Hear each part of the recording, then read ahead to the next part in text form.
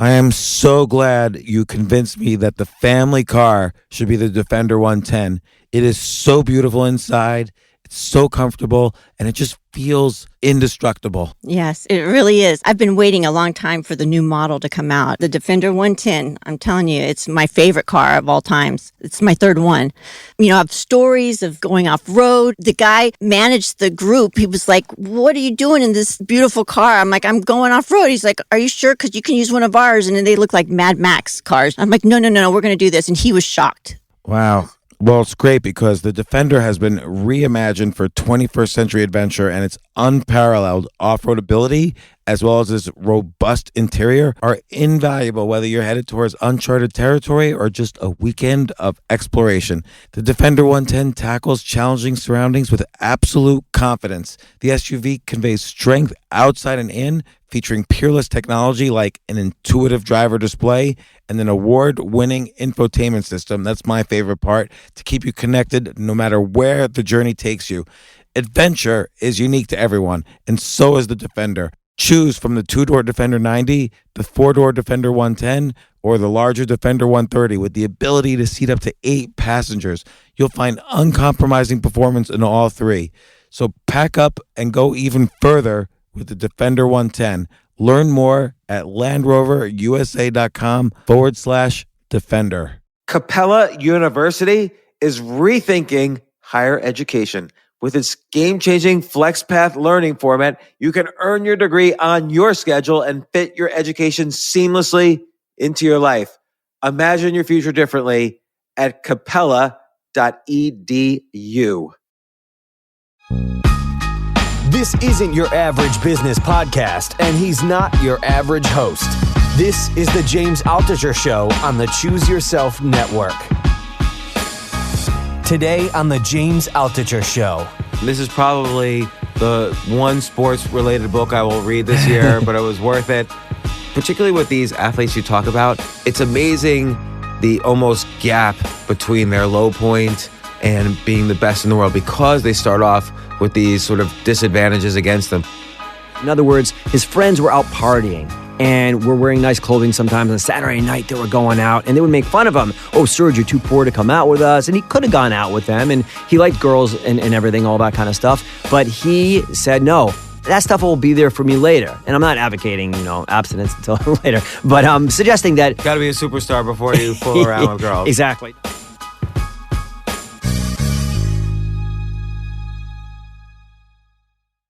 So Greg Zuckerman, best-selling author from the Wall Street Journal, author of Frackers, also author of The Greatest Trade Ever, and now the very new Rising Above, How 11 Super Athletes Overcame Challenges in Their Youth to Become Superstars. Greg, welcome to the podcast. Again, this is the second time you're on the podcast. Great to be here. I love your work, everything you do, from online to podcast, everywhere. So it's a real pleasure to be here. You were one of my first guests 2 years ago. Yeah, it was a pleasure. And again, I love everything you do. So it's great to be back. Yeah, thanks so much. And also, I once again want to mention thank you for including me in your first book, The Greatest Trade Ever. Although it was embarrassing for me, I was the one guy who refused to invest in John Paulson right before he returned 600% in a year.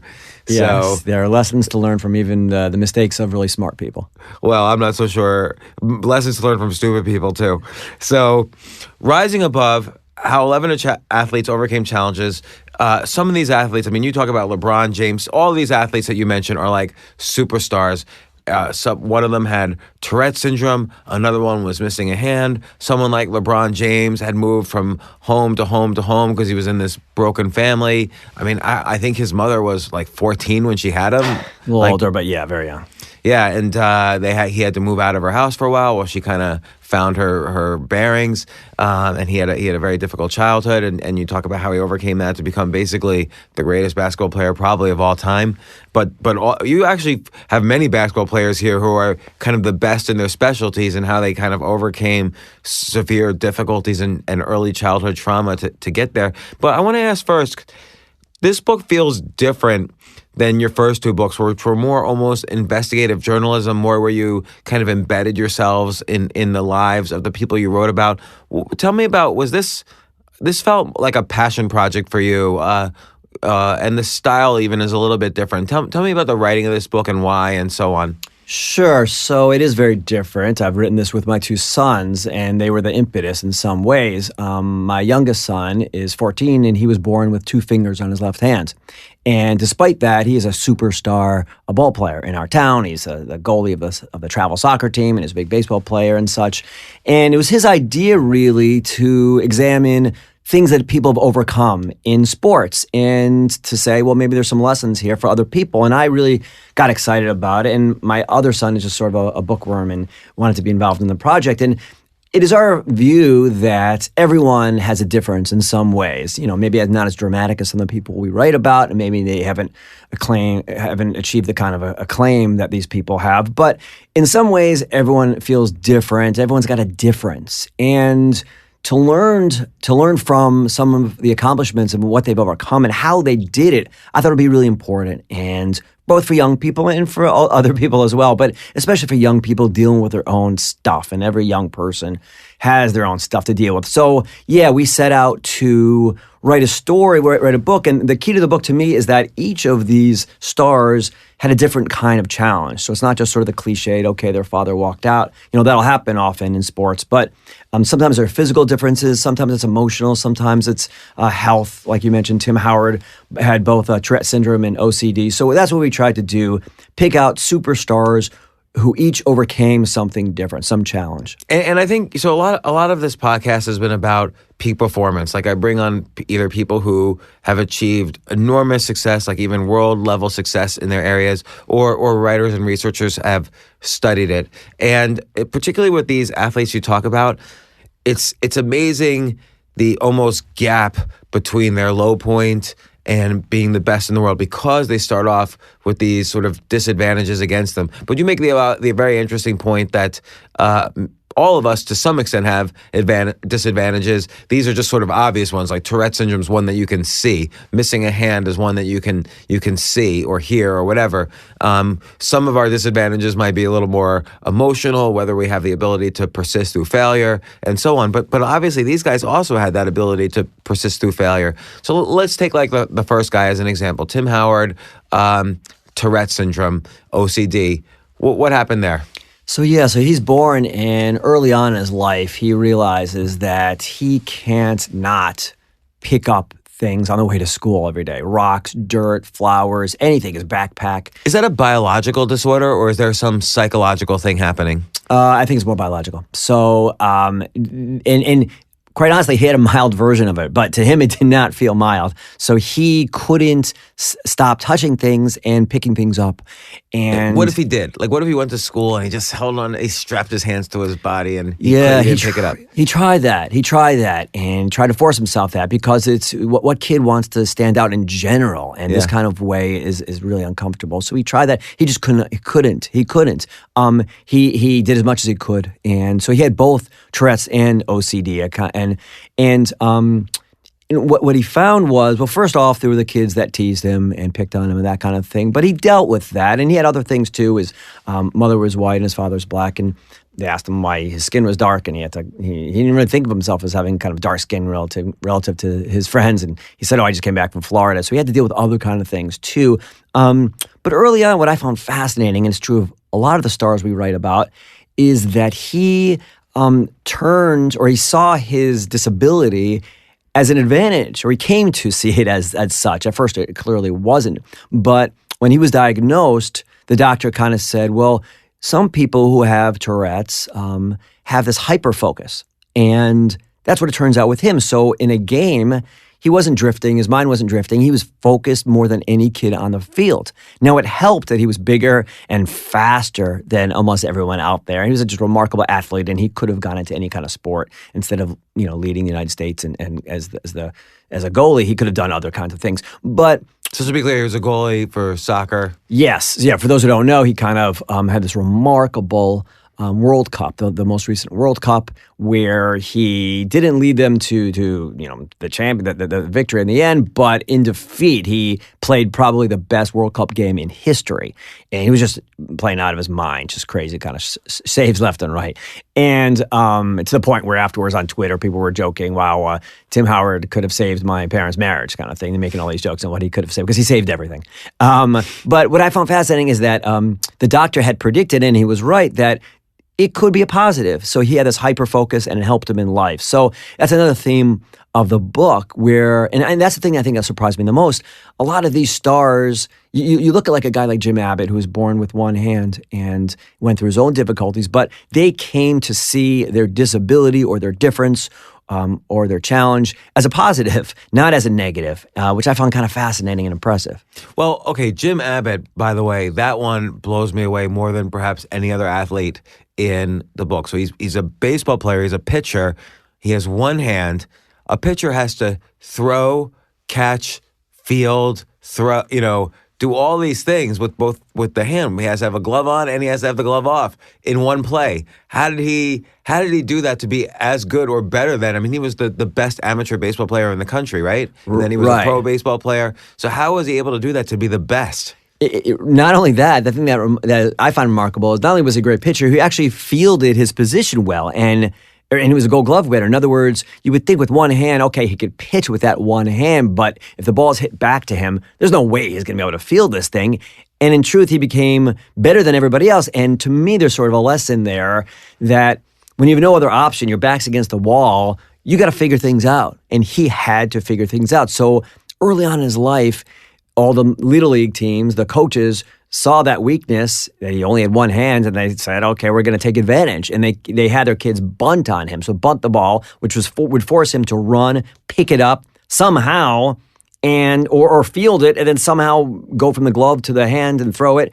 And you wouldn't think it would be possible. And early on, it was really difficult for him. But with enough practice over and over again in his backyard, he taught himself how to field that position better than his rivals. So it got to the point where there was a really high-pressure series in Cuba against the Cuban national team, amateur in name only. They were really professionals. And the guy who led off the game, and this is in front of, I think it was 30,000 screaming fans, and they were all staring at his hands, and he felt it. Jim Abbott felt their eyeballs focused on him, and they were saying things and making fun and laughing at his hands. And here he is, first pitch, and this speedster bunts on him in front of the whole country, and he's got to field the position, and he runs, fields it, throws the guy out, and he could sense, I'm not sure how he did it, but he could sense that the crowd had turned and was backing him and was really impressed by him. So just practice over and over again, because he had no other choice. He wanted to be a ball player, he wanted to be a pitcher. You got to field a position if you're a pitcher, so he forced himself to become a great fielder despite his disability. But let's drill down on that a second, because let's say another person's a professional athlete. So they're both pros. They both know how to practice. They both know how to persist with failure, and they're professionals. If I'm that other professional and I have both hands, and this is just totally a naive question, and I practice over and over again fielding as a pitcher, won't I do better than the guy who's missing a hand? Yes. If you focus on that one area of the game, you will be better than everybody else, right? So somebody else could have done that. I guess with that extra time, they were focusing on other kind of things. But like pitching faster or learning a curveball or whatever? I guess, right. So Jim had to focus on fielding his position so he became better than everyone else. I thought you were actually going to make the point that for every one of these guys, there's somebody else who maybe focused and practiced and wasn't able to be as successful. And that would be the criticism of the theme, that there are other people, these are the outliers. And you could always make that argument. So I would... I see. So the question really is, like a lot of people have disabilities. They don't all become superstars, and you lucked into the 12 people with some form of disability who became superstars. Exactly. It's the same criticism you can make of Gladwell stuff or even my earlier book. So I wrote The Greatest Trade Ever. Well, okay, for every one of those, as you know, for every one of those guys, there are other guys who have who were smart and hardworking and just didn't do The Greatest Trade Ever. But to me, it's not so much... to me, there's still lessons to be learned from these outliers. And that's the point of our book, that, maybe we all can't be Jim Abbott and field our position like a Gold Glove winner and throw a no-hitter, but we can still learn some of the perseverance and the hyper-focus and the resilience of these guys. Well, and it's funny. There are common themes throughout all of these, and we could talk about it now, but maybe we'll talk about a few others, and then I'll bring it up. Sure. Let's talk about LeBron James. What was, for him, again, part of the problem in his childhood was kind of a broken home, moving from home to home, switching from school to school, so he was never really able to have friends. He was never able to really kind of settle down and develop what he was good at least at a very young age. And then how did he overcome that?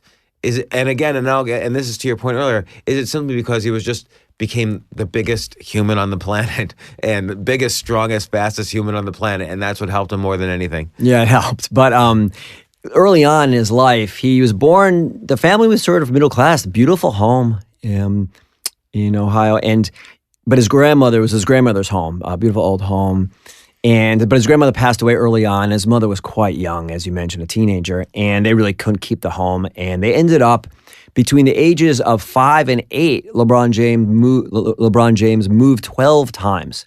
And just to think about that as a kid with no roots like that, it's pretty daunting start to your life. And what happened with him is, first of all, as you suggest, he grew into just an enormous and skilled being. He could have played, football, tight end. Everyone always says he could have been a superstar in all kinds of sports. He's a phenomenal athlete and specimen. But beyond that, someone found him, a coach found him, a local coach, and became his kind of father figure. And what I often hear as we're talking to people a little bit about the book is there are these local volunteer coaches around the country, and they serve to some extent as proxies for missing fathers, to extent that you wouldn't necessarily imagine. These people are just sort of volunteering their time, and they take kids under their wing. And this kid, clearly, LeBron James was a sad kid. You could see him. He was sad, and the kid and the coaches and the people, parents picked up on that. And this coach took him under his wing and taught him and gave him some stability. And he still loved his mother, and he still loves his mother and owes a lot to her. But thank God for these people that were looking out for the youth. Yeah. So, and then he, as you mentioned, he grew pretty tall. Like he's 6'8". He grew that way very young. So clearly he was going to shine as an athlete, but do you think he would not have shined if not for this sort of father figure? Oh, but the great thing about this coach too, and this is kind of a theme throughout the book, which we'll talk about more later, but this particular coach that took him under his wing and even sort of, I don't want to say adopted, but had him in his home for a couple of years, he specifically taught LeBron James, if I'm remembering correctly, to shoot left-handed as well as right-handed. And so LeBron James not only had the size and the strength, but he had this ability that many other pro basketball players don't usually get because it was drilled into him. And it seemed like a lot of these athletes had kind of an extra ability at some point drilled into them. And that almost becomes a way to balance off the handicap. That's exactly right. So he's a specimen. He's a human specimen, obviously. But there are a lot of those guys. Did you meet him through writing this? Not LeBron. He's one guy we didn't meet. We met all kinds of other people, but we didn't tell you he's a busy guy. But one great thing about LeBron is, listen, you go to the courts of New York City, West 4th Street, you get some specimens there too, and nothing ever happened with them. So it takes much more than physical ability, as you suggest. And yeah, this coach forced LeBron to dribble and shoot lefty at a young age. And it was at a time when LeBron wasn't thrilled to be, he thought he was doing fine with his right hand. And, you look even in the NBA, you got guys who rely just on their right hand. And Latrell Sprewell, he retired a few years back, but he was only dribbled with his right hand. So you can still go far, but you can't become LeBron James without somebody pushing you. And you saw that elsewhere too with Dwayne Wade, another player we profile in the book. He had issues with his family too, and his father and his mother split up. And for a while, he was living with his mother, and she was a drug dealer. And At one point, at age of 6, the police burst into his home, put a gun to little Dwayne Wade's head, saying, "Where's your mother? She's a dealer. We have to arrest her." And she was in the bathroom using drugs. So he went through all kinds of tough times early on. But he too, I'm just trying to make the comparison, he too had somebody, and it was his father, who pulled him out of the ghetto, and he went to live with him and his half siblings in the suburbs outside Illinois, and he pushed him on the court and elsewhere, disciplined him, gave him chores. You need somebody like that. Each of these people, to some extent, either has a parent or somebody looking out for them. Well, and with Dwayne Wade, his father also. So there's so many characters in here. I might miss and match some of the details, but Dwayne Wade, his father was, and I don't know sports at all. So his father had a former pro player, correct? Yeah. So he had some good bloodlines. That helps. And specifically, though, it was interesting because he, unlike a guy like LeBron James or many other people who eventually become pro basketball players, and again, correct me if I'm wrong, Dwayne Wade started off smaller, so he had to learn a different style of shooting than any other person who eventually became a pro basketball player, and then that was kind of pounded into him by his dad. So it's always this case of teacher coming in, whether it's a father or coach or whatever, identifying, or a doctor, identifying what the handicap is and how we can build a skill that, sort of diffuses the effect of the handicap. So in Dwayne Wade's case, is releasing the ball slightly earlier for the shoot, which ultimately made him more accurate as he grew taller. That was actually Steph Curry. There are some things that's a good point. It is a good point, right? So Steph Curry, if we can segue to Steph Curry. Yes. So Stephen Curry, who's the MVP of the NBA and just a remarkable, unbelievable athlete, he was very small growing up, and he was an okay player, was a pretty good player, but he was shooting way too far down below.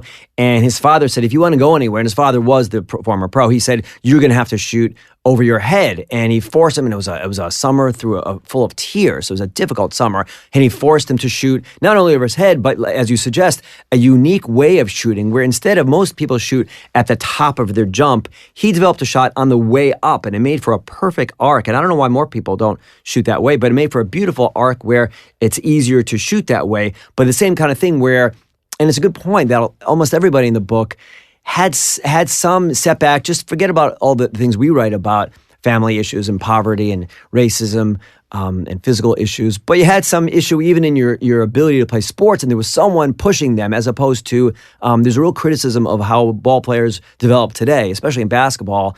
And it's why American ball players, while they're still dominant, increasingly we're going to Europe because they're forced to teach, to learn more skills. And because we indulge our players too often in America. So a kid's really good, and he's only good with his right hand, but he's scoring 20, 30 a game. Let him be, forget indulgent, we let him cut through school and cut corners. But these players, luckily enough, LeBron James, Steph Curry, Dwayne Wade, and others had someone in their life telling them, well, yeah, you're good just doing whatever you're doing, but you're not going to get to the next level or the level after that without learning how to dribble with your left hand and shoot with your left hand or shoot in a different way on the way up, that kind of thing. So it is interesting. You need someone forcing you to get out of your comfort zone.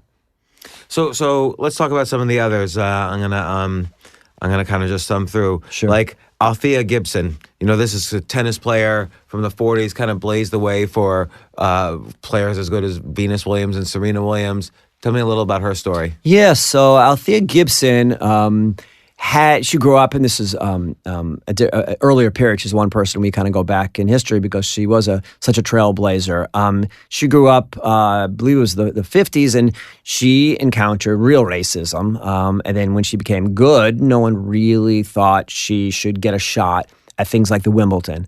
And she got some surprising support from people in the tennis world, competitors and others. But it did take a while for her to break down the barriers. And what her approach was, and she got criticized for it a little bit from for blending in a little too much, but she learned to control her temper. She had a fierce temper growing up, and she cut school and got reprimanded and got tossed out of school and really saw things her own way, didn't want to really compromise. And over time, she realized that it won't work like that. So she learned how to control herself, a little bit like Jackie Robinson to some extent, and becoming a role model. And that was a way for society to accept her. And then eventually she triumphed. And how did she do it? Well, to some extent, she was a natural, a star, but a lot of it Which was... occurs with a lot of them, but a lot of people are naturals. Like you say, I pass West 4th Street on 6th Avenue, and those basketball players are pro-level basketball players. What separates them from the ones who actually go on to become pros? Like, Exactly. What separates the strong amateur from the pro, in your opinion? Because this is related to who also overcomes a disability versus those who don't. That's exactly right. So to me, at least from the people that we profiled and spoke to in the book, it's an ability to handle setbacks and to be resilient and to ignore these things and to learn from them. And to actually turn them into positives. It's a remarkable thing to do, to be able to have a setback and deal with it. So she lost a lot of early tournaments, Althea Gibson, and she dealt with racism and people screaming at her and cursing at her, calling her names. But she was able to deal with it. She handled it calmly, learned from her setbacks. And So learning from the setbacks, that's really key. So what do you think happens? I keep bringing up 4th Street since you bring it up. Again, anybody visiting New York, it's a pleasure it's like a pro basketball team right on the street there. Yeah. But what are they not overcoming setbacks in their lives, or what's going on? Listen, I'm not a sociologist, I haven't interviewed them, but my sense from speaking to the athletes in our book who did succeed, and from getting a sense, I've played a little bit ball. I'm a short Jewish guy, but I spent So years Harlem playing. Globetrotters for you, and not pro more basketball. more Washington Generals.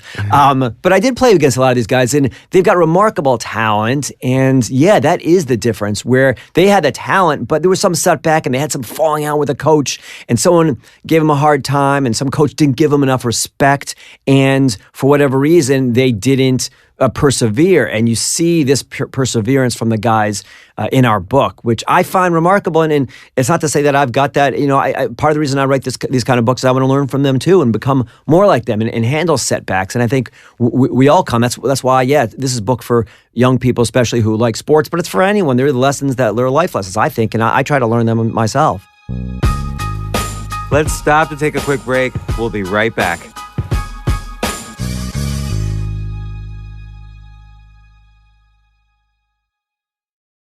You know what I love about fantasy sports is that even though I'm not going to be a great basketball player or a baseball player or a football player or whatever, I feel like I get to participate and make decisions and use my knowledge of these different leagues or these different sports to compete. So it's like I can pick my team or I can pick my favorite players, and I could use my knowledge to make predictions and maybe even make money. So with the basketball season here, you can now pick combo projections across football and basketball from the Specials League on Prize Picks. This is a league created specifically for combo projections that include two or more players from different sports or leagues. Want to play alongside some of Prize Picks' favorite players like rapper Meek Mill and comedian Andrew Schultz, who's also been a guest on this podcast, and I've been a guest on his? You can now find community plays under the promos tab of the app to view entries for some of the biggest names in the Prize Picks community each week. Look, Prize Picks even offers a reboot policy so that your entries stay in play even if one of your players gets injured. For football and basketball games, if you have a player who exits the game in the first half and does not return in the second, that player is rebooted. Prize Picks is the only daily fantasy sports platform with an injury insurance policy. What? So, I love playing it. I love anywhere where I can use analytical ability with my interests to demonstrate some skill and maybe make some money. And I like the game-like aspect. I do wish they had chess as a category on prizepicks.com, but I'll settle for what they've got. Maybe I should make my own fantasy chess league. But in any case, I love Prize Picks. Go to prizepicks.com/James. Use code James for a first deposit match up to $100. That's the easiest $100 you're ever going to make. So that's prizepicks.com/James and use code James. Daily fantasy sports made easy.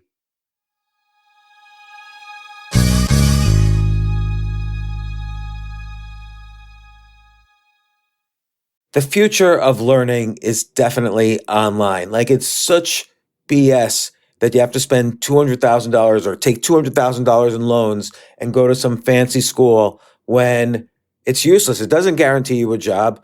Most employers, including me, do not care about degrees or grades or anything like that. We want to care that you love what you're doing, that you know what you're doing, in some cases that you have experience or that you're willing to learn. But people in general love learning and are curious. Like, the key to success is curiosity. And I think masterclass.com is the perfect model for online learning. I'm really happy they're sponsoring this episode.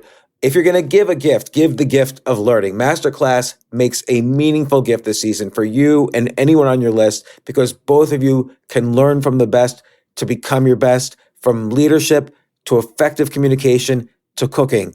Let me tell you some of the classes I've taken. I've taken comedy from Steve Martin. I mean, can you believe I can take a class from Steve Martin on comedy, or Judd Apatow, my favorite comedy director? I could take an actual class from him on writing. Wolfgang Puck on cooking. Dan Brown on writing, or Judy Bloom, who's been on this podcast, on writing. By the way, Wolfgang Puck also has been on this podcast. It's such a pleasure. I try to take classes all the time from masterclass.com.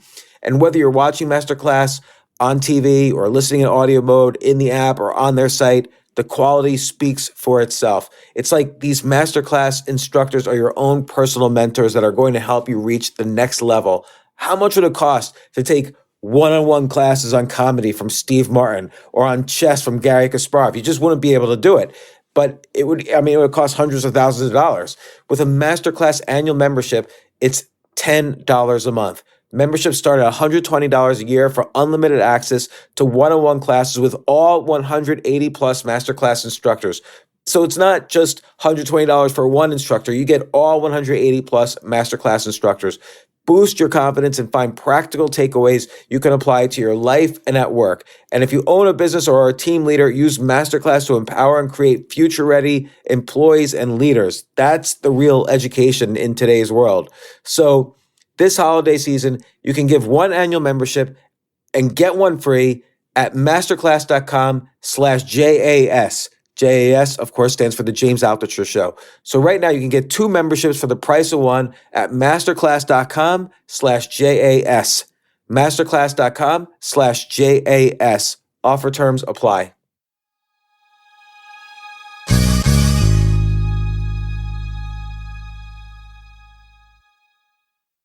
AI might be the most important new computer technology ever.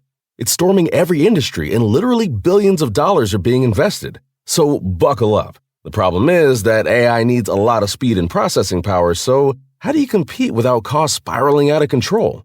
It's time to upgrade to the next generation of the cloud, Oracle Cloud Infrastructure, or OCI. OCI is a single platform for your infrastructure, database, application development, and AI needs. OCI has 4 to 8 times the bandwidth of other clouds, offers one consistent price instead of variable regional pricing, and of course, nobody does data better than Oracle. So now you can train your AI models at twice the speed and less than half the cost of other clouds. If you want to do more and spend less, like Uber, 8x8, and Databricks Mosaic, take a free test drive of OCI at oracle.com/advance. That's oracle.com/advance. Oracle.com/advance. Let's talk about Shane Battier for a second, because I find even as a writer, some of the things I've learned in writing are similar to what he learned in basketball. So It's interesting. I'll make the comparison once you tell a little more of the story of him. Shane's a fascinating story to me because someone encouraged me to speak with him. And I know a little bit about sports. And to me, he was the least likely to be a candidate for this book because he had success his whole life, it seemed like. From a young age, he was the high school player of the year. In college, he won the championship a few times. In the NBA, won the championship a few years. He grew up with two loving parents in the suburbs of Michigan. So what kind of challenge is there to overcome? So I was really skeptical when I started speaking with him. I was polite, but I was a little skeptical. And then I heard his story. And to me, it's really interesting because it shows you that stuff's going on inside of everyone's life, and you don't realize what's going on and the challenges and the stuff they're dealing with. So Shane Battier on the surface looked like somebody who had everything going for him, but he didn't see it that way. So what he saw was, he grew up in the suburbs of Michigan in a predominantly, and it was a mixed family. His father was black and his mother was white. So he grew up in this nice, well-to-do area, but all the people in his neighborhood and his school saw him as a black kid. And I wouldn't say they teased him, but they made him feel uncomfortable sometimes. So he didn't really fit in. And partly, he'll admit, it was partly himself. And then, because he was a great basketball player, he would go into the inner city Detroit AAU games.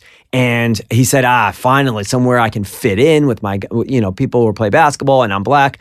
And he'd go in there, and they'd say, oh, here comes the white kid from the suburbs with the nice sneakers and the nice shorts. And he was just wearing, stuff like you and I, our parents got you some sneakers. And maybe they were new, whatever. They were nice sneakers and shorts. But they didn't overdo it. But he couldn't fit in either world. And he grew up like that. He grew up unable to fit in the white world or the black world. And back then, I guess maybe it was a little more uncommon to have mixed parents, mixed race parents. So to him, to Shane Battier, he grew up not being able to fit in. And at one point, so he felt bad about it. But then at one point, something turned on and turned. And he decided to say, you know what? I'm a runt. I'm somebody who doesn't fit in either world. I'm going to make that into a positive. And that affected the way he played the game. So if anybody, any of your audience, remembers how he played, he was a fascinating guy because he would do all the ugly parts of the game really well. So he would take a charge defensively. He'd be sprawled out on the court after someone runs him over, but he caused a foul on the opposing star. And he always would guard the opposing star. Lots of people, if you're a superstar, in the NBA, you don't want to guard the other superstar. You'll look bad. You'll spend too much time playing defense. So You'll like exert Michael energy. Jordan doesn't play defense. No, well, he was a great defensive player, but ideally these guys want to focus on offense. You look at James Harden. James Harden on the Houston Rockets, he goes through the motions on defense. He's amazing on offense. He goes through the motions on defense. So Shane Battier said, I don't care what people think about me. I don't fit in either world anyway, so I'm going to do things like make an extra pass and guard the best guy on defense and come off the bench. One time he was starting the NBA, and no one asks to go to the bench. No one. That's like admitting you're mediocre, you're inferior. And he said, you know what? I'm going to go to the bench because that way I can guard. There's a way to do it. For whatever reason, it helped the team. So he, because of how he grew up and insecurity he grew up with, he eventually came around to the view that I don't care what people think about me and how I look, and it helped his game. So I find that kind of story interesting. Yeah, so and there was a couple things interesting. So he became very good at defense, meaning you don't really see him as the guy who shot 40 points in a game or this or that, but he was the one you could put against Kobe Bryant, exactly, the best basketball player maybe in history, particularly at shooting near the net and so on. And he was the one guy who'd be able to defend against Kobe Bryant. But he did it with an interesting style. He knew he couldn't compete against Kobe Bryant at the net. So what did he do? So he did this thing. It's fascinating, and you wonder why more people don't do it. And I think the answer Which is, by the way, you've just said that twice. So it's an interesting theme among these people. Yes. And part of it is because they'll look, it's not the coolest looking. And you don't look cool doing it, so people shy away from it. So what happened was when opposing players like a Kobe went up to especially on a fast break with the ball, and most people go up with them and try to block the shot. It's a cool thing to block a shot in the NBA or anywhere. You go on West 4th Street, you block a shot, you're the man. You've made the other guy look inferior. You've embarrassed them. Everyone loves to block a shot. I'm 5'7", and if I could block a shot, I would love to. I've had many shots of mine blocked. But so he did. But so Shane Battier, he knew he couldn't block Kobe Bryant's shot, and he wasn't even going to try. What he did was, as Kobe Bryant brought the ball up to shoot it, he would jar it away. And in other words, he would stay a little bit low. He would act like he was going up with Kobe Bryant, but he would stay lower and swipe at the ball. And it really worked. And yet, once again, people don't do it because it looks, he did this other thing where he would put his hand in Kobe's face, and he did it with other opposing shooters. And that also works too. You obscure the vision of the opposing shooter. Yeah, why don't more people do that? It It's isn't not cool. a foul. It isn't a foul. It just is frowned on. Hey, dude, stop. What's with the hand in the face? It's just old school. Like guys, in the 50s and 60s did that a lot. Like I can remember my uncle doing that kind of thing, and it gets in the head of the players, but they don't do that as much. I mean, some players will do it, but it's better to go up and try to block it or steal it, but they don't put their hands in the opposing guy's face because and Kobe got upset. Kobe hated going up against Shane Battier. We write about it in the book. So you don't win any friends doing that kind of stuff, but he didn't care. Again, he grew up without many friends, so he didn't care. So I think this idea of not caring is really important. So whether you have one hand and everyone's kind of making fun of you, or whether you have Tourette syndrome and everyone's waiting to see if you're going to like break out in a bunch of, I don't know, curses or whatever, having an ability to not care what people think, which allows you to sort of look at the game differently, so that you can develop skills that other people are not developing. Like if you're already sort of on the outskirts, on the fringes of your peer group, if you could be on the fringes even further with a skill set you develop as taught by a teacher. All these guys had a teacher which helped them develop these skills. It seems like there's a common theme here of and then of course persistence through, you learn very quickly to persist because you had to persist on a personal level when you were younger. So maybe that persistence translated into the athletics. Yeah, I totally agree with that. There's also when you talk about persistence, it's a cliche, practice, but these guys had remarkable persistence. So there's a guy, Serge Ibaka, we write about in the book, and he's from the Congo, poor guy. He grew up so poor that he didn't really have sneakers. So on the court, they would, whatever sneakers, shoes they had would get worn out. So they would have to reinforce the bottoms of their soles with cardboard, he and his friends. And his mother passed away of cancer at an early age. His father was a political prisoner. And he realized early on that basketball was his ticket out. So he started, and he really emphasized this when he spoke to me and my boys. He put his arm around my boys, and he emphasized as a life lesson the importance of focus. In other words, his friends were out partying and were wearing nice clothing sometimes. On Saturday night, they were going out, and they would make fun of him. Oh, Serge, you're too poor to come out with us. And he could have gone out with them, and he liked girls and everything, all that kind of stuff. But he said, no, that stuff will be there for me later. And I'm not advocating, abstinence until later, but I'm suggesting that. Got to be a superstar before you fool around with girls. Exactly, no. But he really emphasized, that was the one thing he emphasized with my kids, is the importance of not getting distracted by things. He said to my sons, video games will be there later, girls will be there later, all that stuff that distracts you will be there later. And again, not every kid can just focus on whatever it is, math or sports or whatever solely, but there's something to be said for the explanation as to why a guy like Serge Ibaka, I think he's 6'11", and he runs like a guy who's 5'11", whatever. But beyond that, there are a lot of guys like that. Beyond that, he had this ability to focus on sports, and it helped him. So a lot of these people in the book, your kids ended up meeting. What do you think their takeaways were through the process of writing this book? And you list them as co-authors. So what were their takeaways? And by the way, congratulations to you as a parent, making your kids co-authors and using that as an excuse to just call up every athlete you wanted to call up and introduce them to them. Because we all know it's just an excuse to call up everybody you want to call up and ask them any question you want. Yeah. Heck, it's why I called you. Well, the funny thing is, I'm at the Wall Street Journal, and I've read a couple books. I'm used to people wanting to talk to me.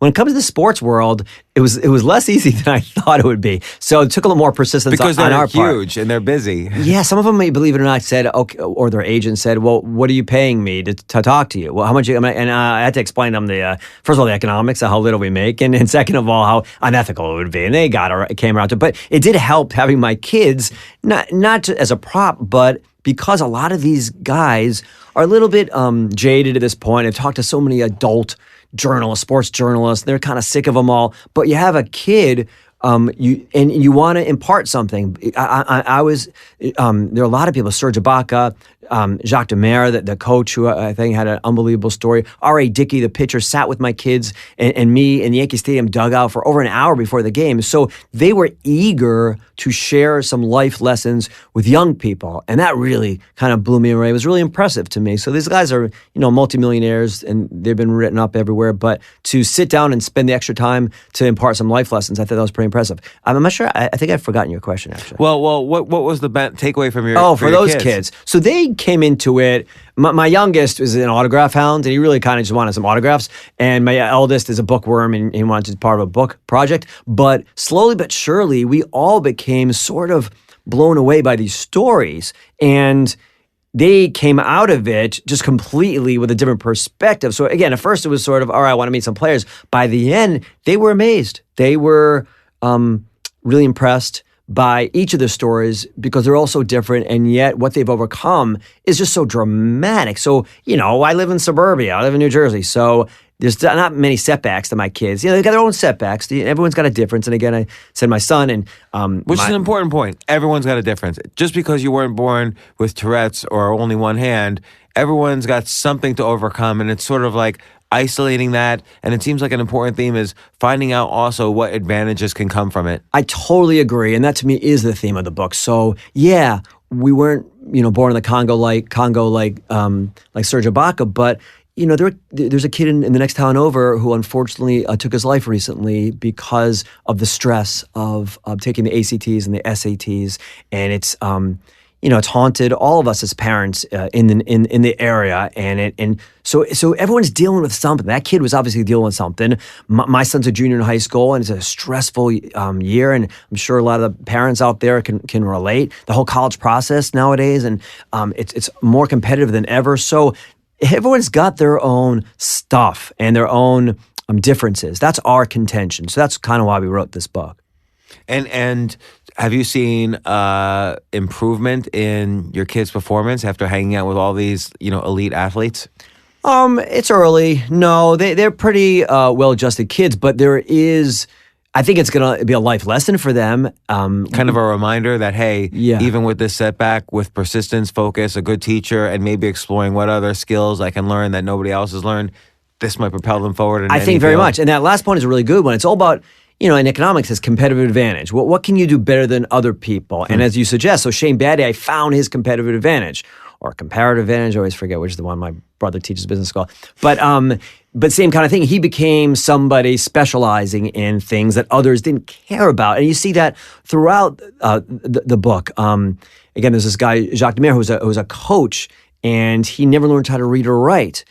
He was functionally illiterate, and he had to hide it. To me, that's the most, as an adult, remarkable story in some ways, that the guy, but he came up with all these stratagems, these tricks to trick people into thinking he could read and write. So he had to adjust on the fly. And I don't know, he became a coach who specialized in being a player's coach and being friendly and encouraging, because he had a tough childhood. So they all found their niche, as you suggest. And why would that be good? Like sometimes being too friendly to the athletes, if you're a coach, could backfire on you.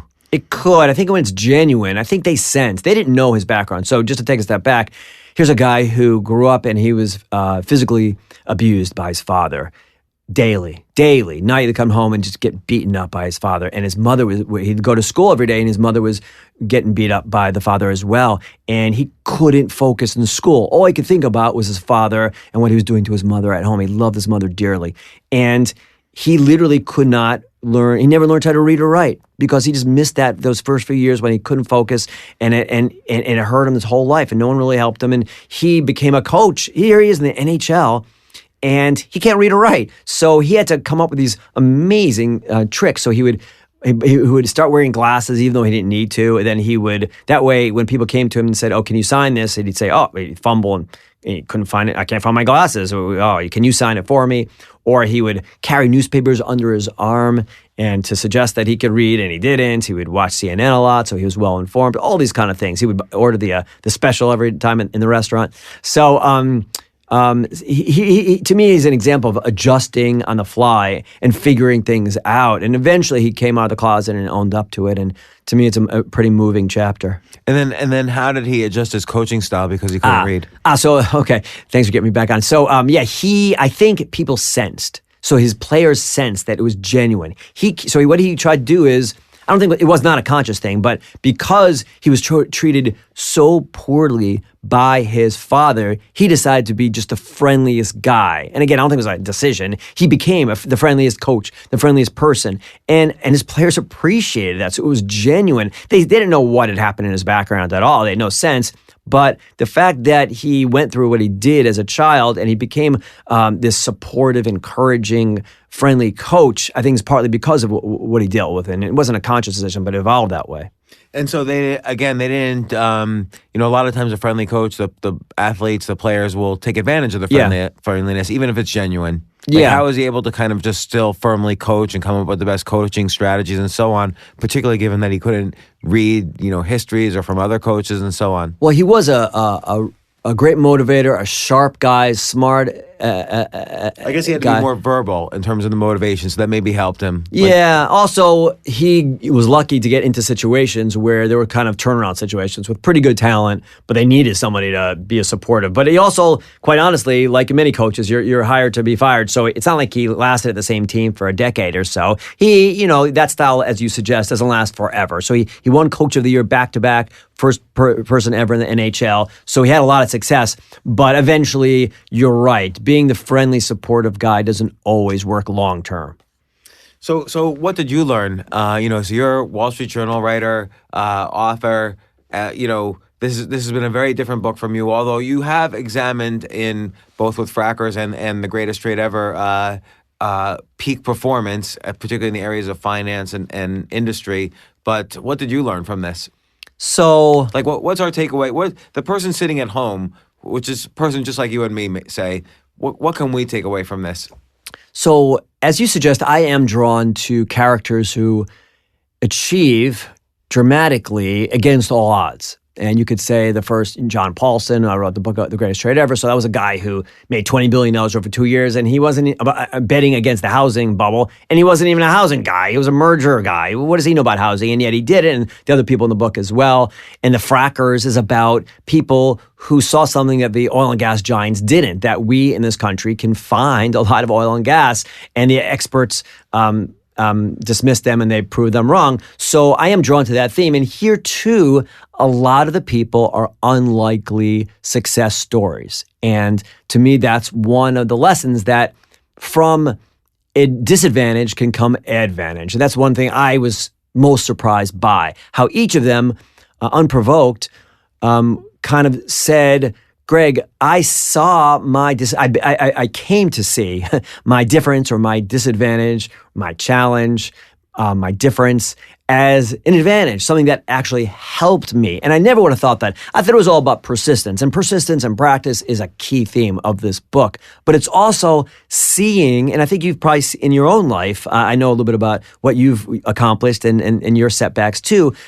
Maybe that helps you become successful. Some of those disadvantages and those setbacks aren't just setbacks. They actually, and it takes time and you don't see it right away, but those setbacks actually help you. They don't hurt you. They actually help you long term. And there's this big theme now about grit and all that kind of stuff. It's the same kind of thing where, and a lot of us have as parents, want our kids to be able to overcome things, and they don't have so many challenges and kind of suburbia and all that kind of thing. And that is an emphasis I think we have of trying to teach that you can see a disadvantage as a positive. A disadvantage is a positive, which helps you kind of traverse a bigger gap, say, than the regular player going to pro. You have to actually persist further distance, which in some ways gives you more quote unquote hours of practice or whatever. But then there's always this interesting thing where they all developed skills to the periphery of the main of what were considered to be the core skills of the game or the sport, whatever sport they were involved in. And I found that to be fascinating because these sports, you think, okay, we all know the skills that needed to be learned. Like basketball, you need to learn dribbling and shooting. But then it turns out there's these other periphery skills that these guys somehow had a special talent at learning, perhaps because they were always on the periphery. I like that theme. Yeah, these are people who were outsiders, who it didn't come easy to them early on or even later in life. A guy like R.A. Dickey, we didn't really talk about him too much, but he's a guy who was abused sexually by a female and a boy in the neighborhood, and grew up in really difficult circumstances. He had to break into abandoned homes just for somewhere to sleep. He would break in and then roll up a sweatshirt and put his head down to sleep at night. He just needed somewhere to sleep. And then later on, he signs about to sign $1 million contract to pitch for the Texas Rangers. And they notice something in a picture that he's missing a ligament. And it turns out, and then they withdraw that contract. So, but it's that same kind of thing where he developed into a knuckleball pitcher and found success that way. So same kind of thing as you suggest. It's a peripheral kind of skill. No one throws the knuckleball. Very few people do. A couple hard? people. It's hard to learn. It's hard to master. There's no one to teach you. What happens in knuckleball? Like the ball goes all around? Yeah, well, it's supposed to drop, and there's no spin to it.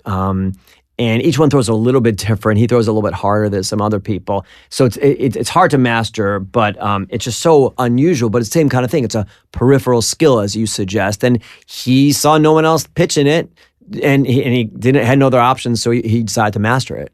You know, it's funny. It reminds me of in the chess world, Bobby Fischer, who's considered many people consider him the greatest chess player ever.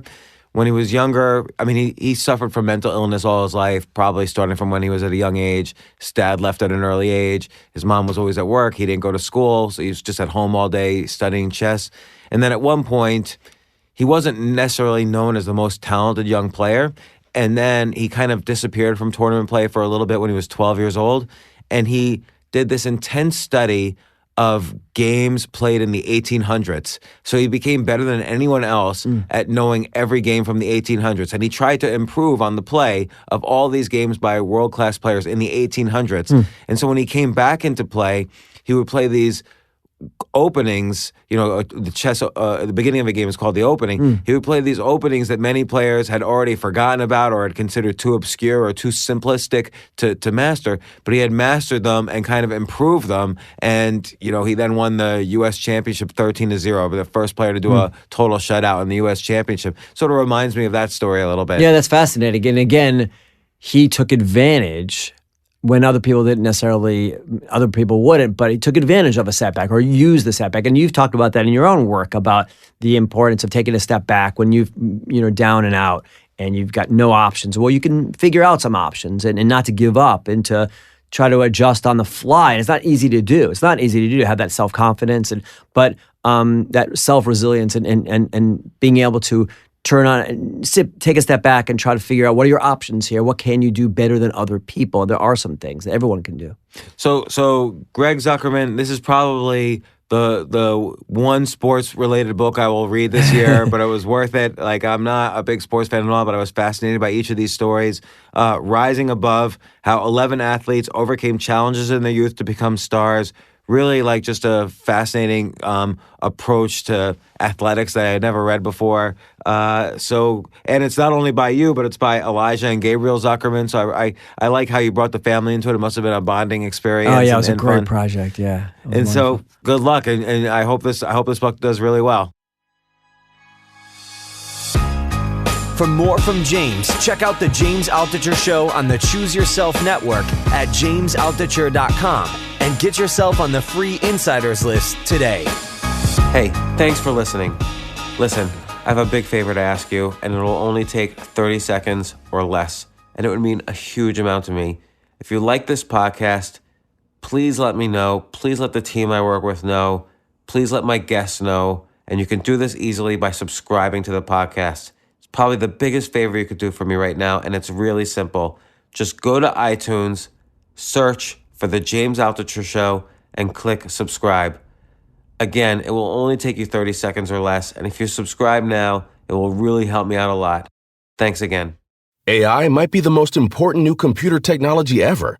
It's storming every industry, and literally billions of dollars are being invested. So buckle up. The problem is that AI needs a lot of speed and processing power, so how do you compete without costs spiraling out of control? It's time to upgrade to the next generation of the cloud, Oracle Cloud Infrastructure, or OCI. OCI is a single platform for your infrastructure, database, application development, and AI needs. OCI has 4 to 8 times the bandwidth of other clouds, offers one consistent price instead of variable regional pricing, and of course, nobody does data better than Oracle. So now you can train your AI models at twice the speed and less than half the cost of other clouds. If you want to do more and spend less, like Uber, 8x8, and Databricks Mosaic, take a free test drive of OCI at oracle.com/advance. That's oracle.com/advance. Oracle.com/advance.